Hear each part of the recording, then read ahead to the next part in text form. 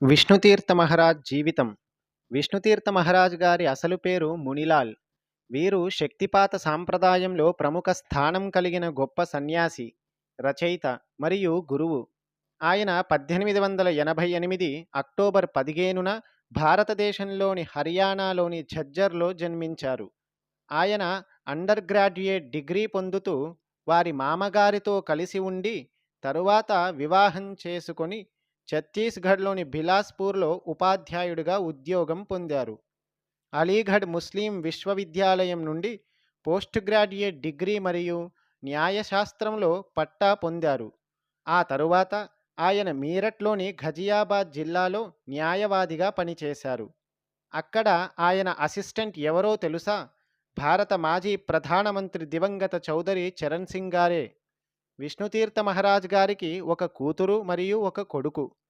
విష్ణుతీర్థ మహారాజ్ చిన్నప్పటి నుండి వివిధ అధునాతన క్రియలను అనుభవించినప్పటికీ ఢిల్లీలోని ప్రసిద్ధ కల్కాజీ ఆలయంలో నివసించిన బెంగాలీ సాధువు ద్వారా సూక్ష్మ సాధనలకు మార్గనిర్దేశకం చేయబడ్డారు.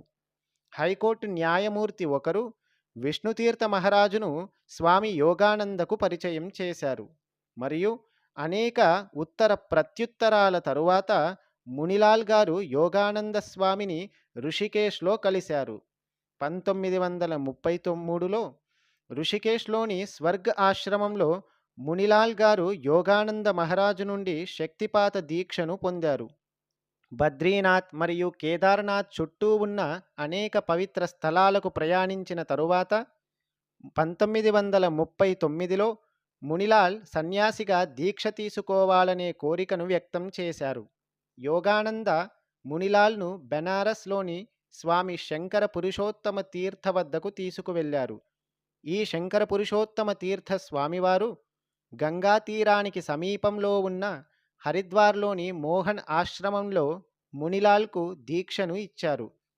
మునిలాల్ పేరు అప్పుడు స్వామి విష్ణుతీర్థంగా మారింది.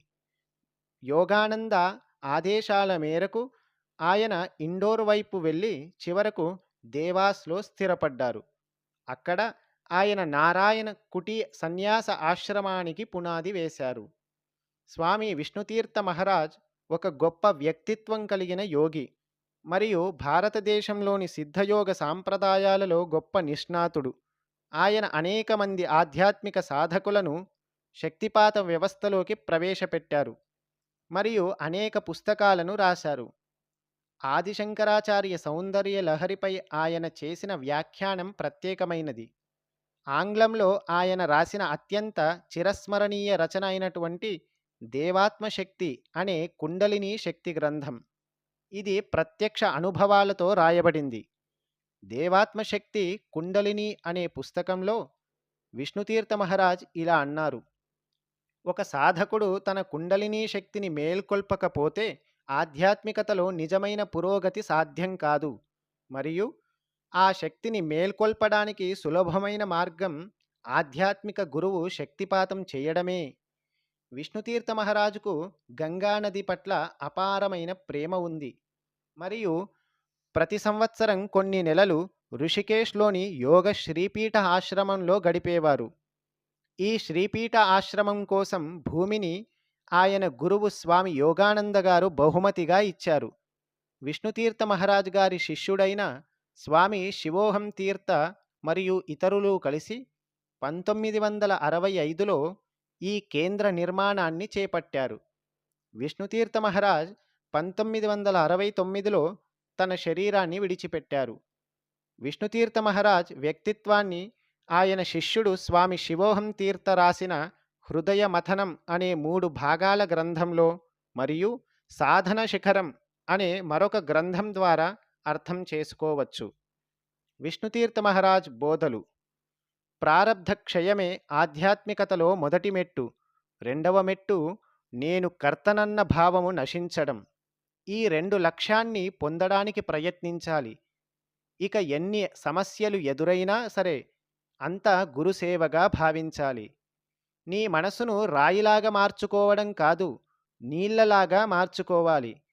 ఆ నీటిని కట్టెతో కొట్టినా కొద్దిసేపటిలోనే మళ్ళీ నిశ్చలంగా మారిపోతాయి. మంచి లేదా చెడు ఏ విషయాన్నైనా నీ మనసులో ఉంచుకునే అలవాటును దగ్గరికి రానీయకు. అలా చేస్తే నీ మనసులో ఒకటి తరువాత ఒకటిగా ఈ ముడులు పడుతూనే ఉంటాయి. ఈ ముడుల ఆలోచనలలో పడి బుద్ధిని, తెలివిని కూడా పోగొట్టుకోగలవు. నీవు విపత్కర పరిస్థితులను ఆహ్వానించాలి. వాటిని చూసి ఆందోళన చెందకు. ఆ కష్టాలను చూసి ఆనందపడాలి. ఎందుకంటే ఆ విధంగానే నీవు చేసుకున్న పూర్వజన్మ పాపము నశిస్తుంది. ఇది చాలా ముఖ్యమైనది. అయితే సాధకులు బహుశా దీనిని చేయలేకపోతారు. ప్రారబ్ధ క్షయానికి ఇది మినహా మార్గం లేదు. ప్రారబ్ధ క్షయం లేకుండా ఆధ్యాత్మికతలో అభివృద్ధి కూడా లేదు. ఆధ్యాత్మిక పథం మన అహాన్ని నాశనం చేసే మార్గం. నీ మీద దాడి జరుగుతూ మళ్ళీ మళ్ళీ నీ అహం మీద దెబ్బ తగులుతూనే ఉంటుంది. అన్నింటినీ భరిస్తూ ఉండు. ఎవరి మీద ఆరోపణ చెయ్యకు. ఎవరినీ నిందించకు. ఎవరైనా ఆక్షేపించినా నీవు ప్రతీకారం చెయ్యకు. అప్పుడు నీ అంతరంలోని అడ్డంకులు తొలగిపోతాయి. ఆధ్యాత్మిక పథంలో ముందుకు వెళ్ళగలుగుతావు. అందరూ సహనాన్ని భరించాల్సిందే. అయితే భేదమేమిటి అంటే శుద్ధ సంసారి ఏడుస్తూ భరిస్తాడు. సాధకుడు దానిని సాధనగా భావించి నవ్వుతూ భరిస్తాడు. సహనశీలత లేకుండా కర్మయోగం, కర్తవ్యం, సేవాధర్మం నిర్వహించడం అసంభవం. అలాగే ప్రారబ్ధం కూడా ఎవరినీ క్షమించదు. ప్రారబ్ధం అంటే గతంలో మనం చేసిన కర్మ. ప్రారబ్ధ ఫలాన్ని శాంతిపూర్వకంగా అనుభవించి మాత్రమే పూర్తి చేయగలుగుతాము.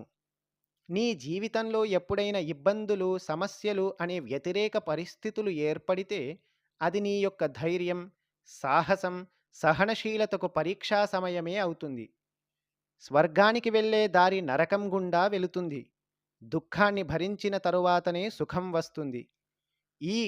ఈ క్రమంలో నీకు మంచి, చెడు అనుభవాలు ఏవి ఏర్పడినా అవి నీ ఆధ్యాత్మిక ఔన్నత్యం కోసం తప్పనిసరిగా అవసరం. వాటి నుండి తప్పించుకునే ప్రయత్నం చేయడం అంటే నీ గెలుపు మార్గాన్ని నీవే అడ్డుకుంటున్నట్లు లెక్క. 1931లో భార్య శ్రీ నందకుమారి స్వర్గస్థురాలైన పిమ్మట విష్ణుతీర్థ మహారాజులో అణిగి ఉన్న ఆధ్యాత్మిక జ్వాల తిరిగి ప్రజ్వరిల్లింది. ఇద్దరు పిల్లలకు పెళ్ళిళ్ళు చేసి బంధవిముక్తులైనారు. ఎంతోమంది సాధుపుంగవులను దర్శించుకున్నారు. ఆ క్రమంలో ఋషికేశ్లోని స్వర్గాశ్రమంలో ఉంటున్న శ్రీ యోగానంద మహారాజ్ గారిని దర్శించుకున్నారు. యోగానంద గారు విష్ణుతీర్థ మహారాజు యొక్క సాధన, పట్టుదల, అధ్యయనము, అనుభవాలను విని చాలా సంతోషించి 1933 జూన్ 28న నాడు ఉదయం 4 గంటలకు శక్తిపాత దీక్షను ఇచ్చారు. ఇక్కడ యోగానంద అంటే పరమహంస యోగానంద గారు కాదు. ఈ యోగానంద గారు స్వర్గ ఆశ్రమంలో ఉండే మరొక యోగానంద గారు. శ్రీ యోగానంద మహారాజ్ శక్తి సంపన్నులైన మహాపురుషులు. వారికి యోగమునకు సంబంధించిన నిగూఢ రహస్యములన్నీయూ తెలియును. అనుగ్రహ నిగ్రహములన్నీయూ కలిగిన వారు. దీక్షా సమయంలో విష్ణుతీర్థ మహారాజుకు శక్తిపాతం చేయడం వలన ఎన్నో క్రియలు ఆయన శరీరంలో జరిగాయి. 3 దినముల దీక్షాకాలం అయిపోయింది. శ్రీ యోగానందులు ఒక గొప్ప శిష్యుణ్ణి పొందానని ఆనందించారు. ఇటువంటి గొప్ప వ్యక్తి శిష్యునిగా ఉన్నప్పటికీ గురువుగానే భావించాలని విష్ణుతీర్థ మహారాజుకు గురు పదవిని ఇవ్వడానికి సిద్ధమయ్యారు.